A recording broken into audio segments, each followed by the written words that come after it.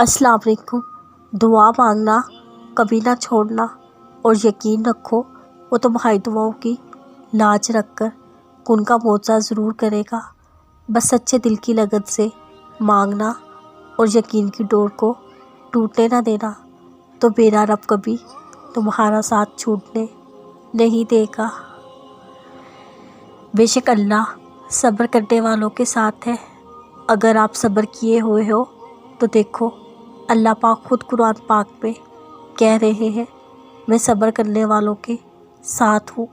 تو جب اللہ کا ساتھ پا لیا تو اس کے ساتھ سے بڑھ کر اور کیا چاہیے؟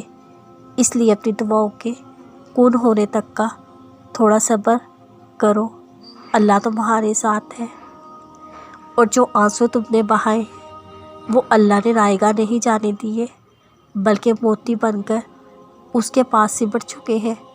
اللہ پاک آزمائشوں میں ڈال کر ہی معجزوں کی طرف لاتے ہیں، تو بس اس سے مانگتے رہو، اور ہو سکتا ہے اسے تمہارے مانگنے کی کوئی ادا پسند آ گئی ہو، اس لیے وہ تمہیں بار بار سننا چاہتا ہے۔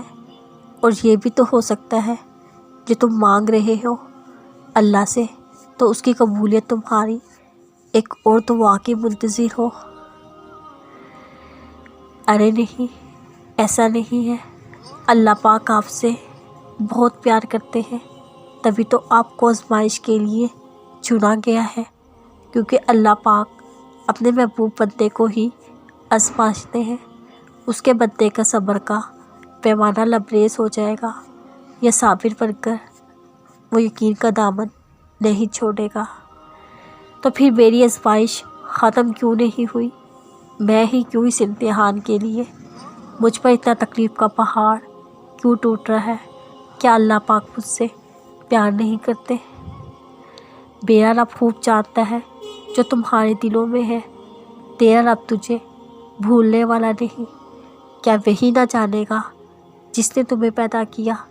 بے شک میرا پروردگار تمہارے نزدیک بھی ہے اور دعا کا قبول کرنے والا بھی۔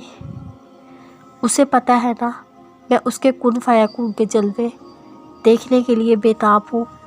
وہ جانتا ہے نا کتنا یقین سے اس کے معجزوں کا انتظار کر رہی ہوں۔ روتے ہوئے وہ آسمان کی طرف دیکھ کر میرے اندر امید کی کرن جاگی، وہ بھی اللہ نے دیکھی ہے۔ وہ جو سسکتے ہوئے اسے پکارتی رہی، اس نے وہ پکار بھی سنی ہے۔